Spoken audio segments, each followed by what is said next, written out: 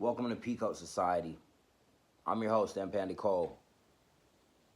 Today's story is entitled Escaping from Gunnysackland. Bram is fast asleep in bed. Then, a small rock hits his window. The quiet ping of the rock doesn't stir him awake, but it is soon after followed by one more, and then another rock, and another one, and then one finally causes him to wake up. He stirs up in bed and looks around. Bram slips from his covers and goes to the window slowly. Just as he goes to close it,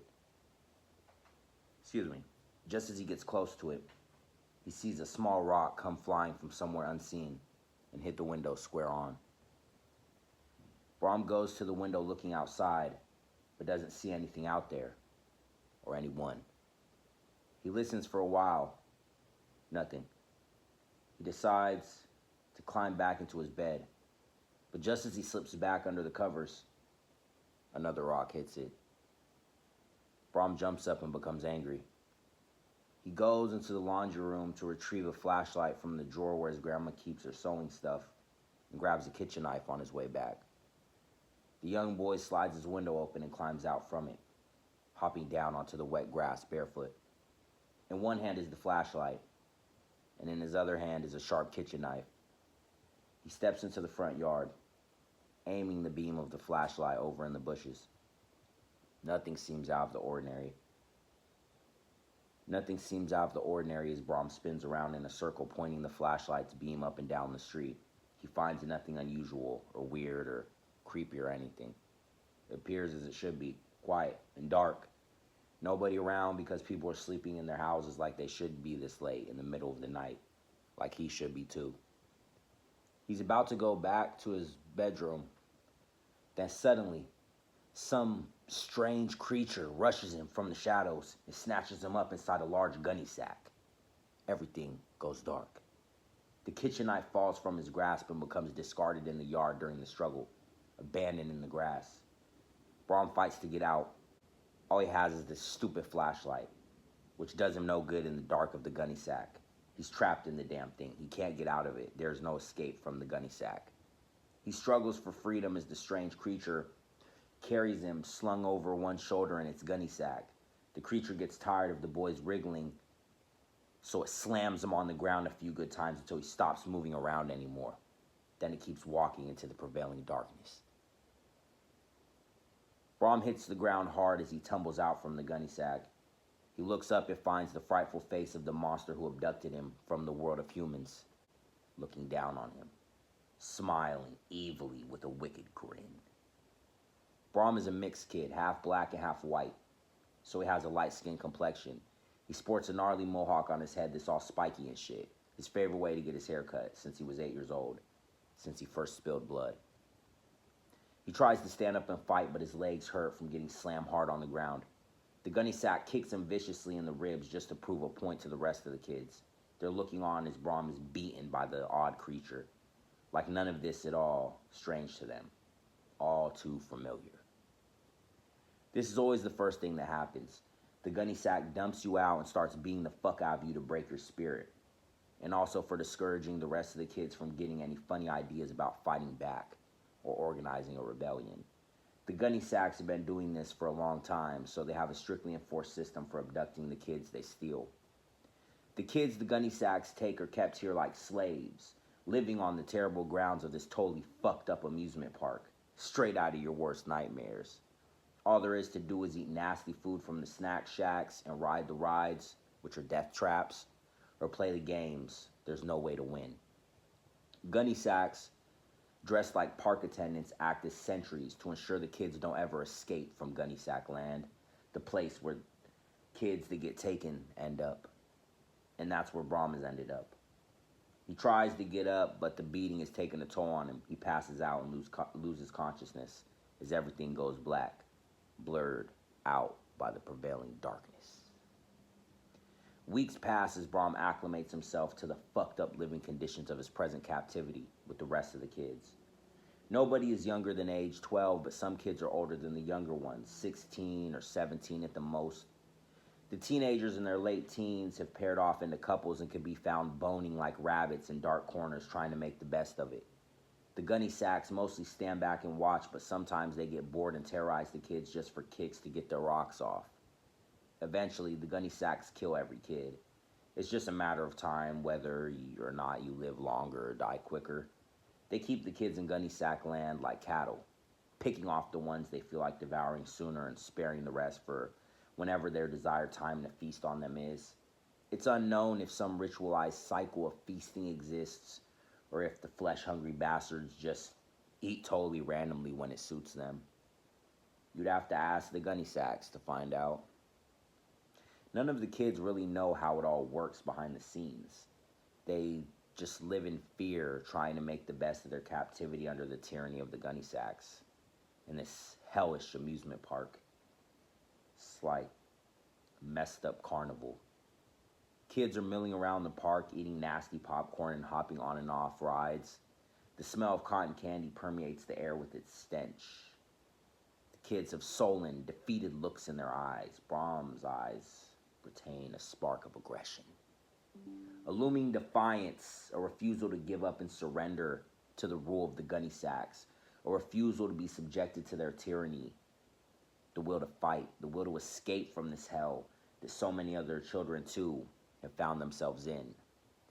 Bram has made friends with a girl named Akemi. She's Japanese and she's extremely beautiful. She got stolen from a town in Maine. Her long black hair flows over her shoulders and down her back. Bram has become very protective of Akemi. Anytime the gunny sacks look at her in that creepy ass way they look at all the kids, he mugs the fuck out of them. Sometimes they kick his ass for it. They're friends with another kid named Myers. Myers has jet black hair that spills down over his forehead into his face, partially concealing his green eyes. He's pretty tall, so he looks older than 13. Myers can typically be found in Gunnysack Arcade playing his favorite old-school fighting game, his eyes totally glued to the brightly flashing screen. Bram and Akemi come walking over to the arcade and find Myers sitting on the ground with his back to the wall. He looks more depressed than usual. They turn off the games to mess with you again? Akemi asks him. Myers nods slightly to confirm her assumption. The gunny sacks have been doing this lately. The kids aren't supposed to get any real form of enjoyment from living in the park. It has something to do with the ritual, feeding on their ores of collective misery before they kill and actually eat them for real. It's really messed up. It's fucked. We can't keep waiting around for them to eat us. We have to bust our way out of here, Bram declares. His eyes are fierce like those of a caged tiger on the verge of lashing out at the zookeeper that feeds it. How are we going to do it? Akemi questions, looking nervous to even be talking about this. I have a plan, but it will take all three of us. Bram looks over at Myers. He has his head down with his hair over his face so you can't see his eyes or his facial expression. Myers looks up, revealing his face and eyes. I'm in, Myers says. Dying is better than waiting around to get eaten, he adds before rising to his feet to stand up. What's your plan? Myers asks Bram. Bram smirks deviously as he begins to explain what he has planned for them to escape from the park. Bram kneels down behind a vacant game tent. He stuffs the bit of cloth in the bottle and prepares the Molotov cocktail he'll use for his devious plan of escape from the park. It has to work. A necessary distraction will be used to draw attention away from their efforts to escape. This is the first phase of his plan. He uses the salvage lighter discovered on the park grounds and ignites the cloth stuffed inside the bottle. It doesn't have much more than a pint left in it, but it'll have to work. Waste of good whiskey, though.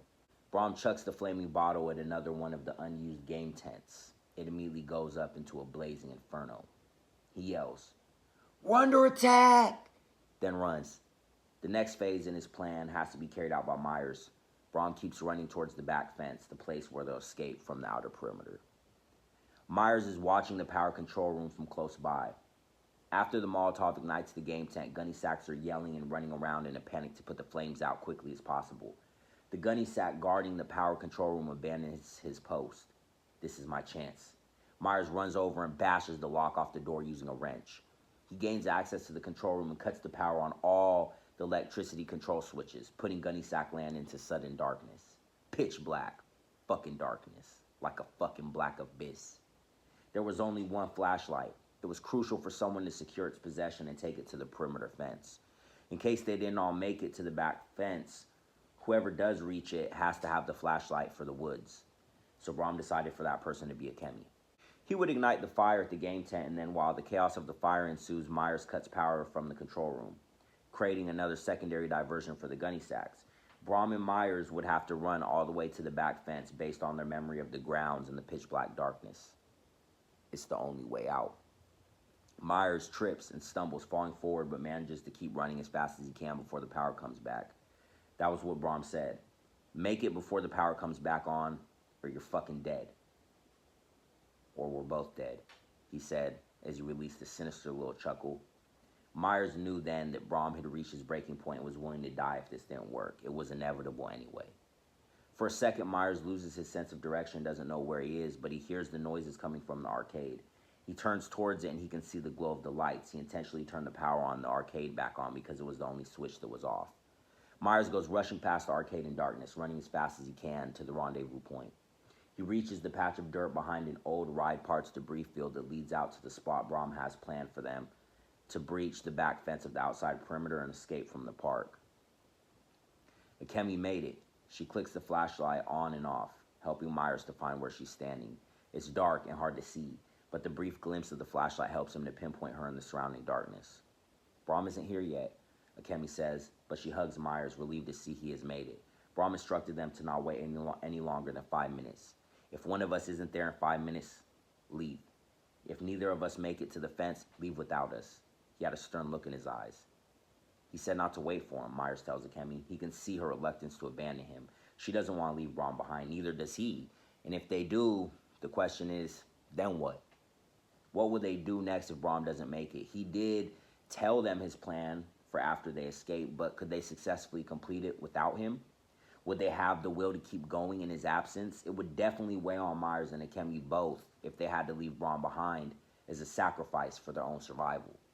They wait a few minutes longer, but Bram doesn't appear and they can see the powers back on in the park. The glow of the park is beaming up into the sky from all the rides and attractions, illuminating the dismal park's dreary landscape. We can't wait anymore. We have to go without him.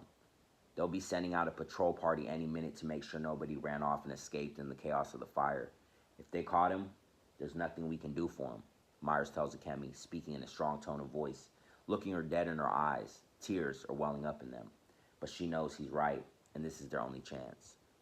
I can't.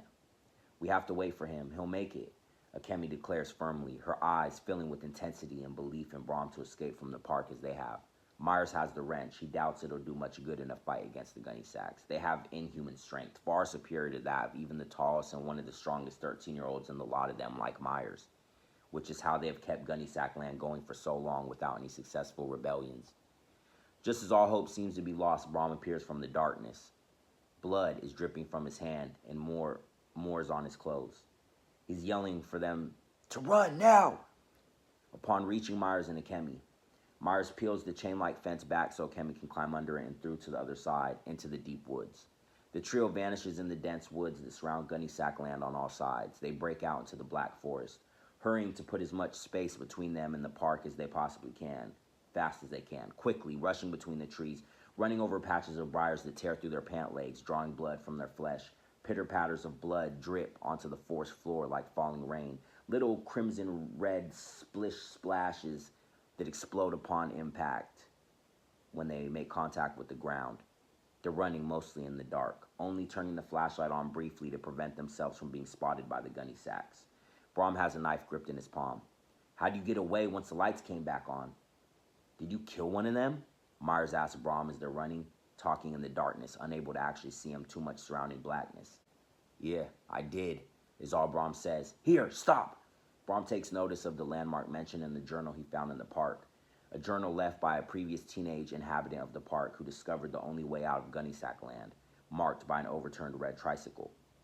He clicks the flashlight back off and steps forward towards the tree in front of him, touching it to feel where he should grab onto it and hoist himself up into the lowest branches. Is this it? Akemi questions, reaching out and touching his shoulder to get a sense of where he is in relation to herself.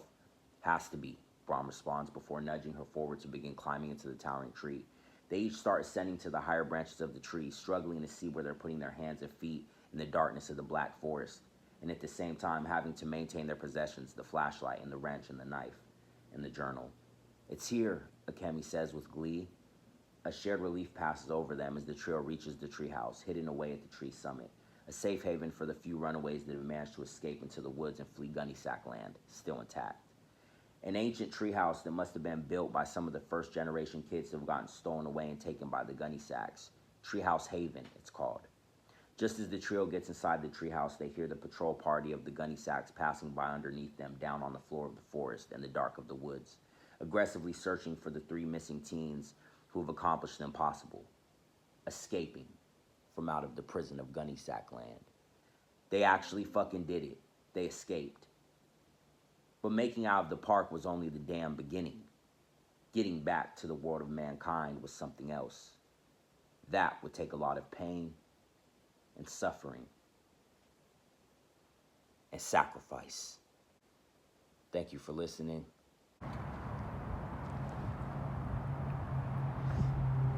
In the shadow of the abyss, sometimes all you have is a joint to smoke. Total shock entertainment.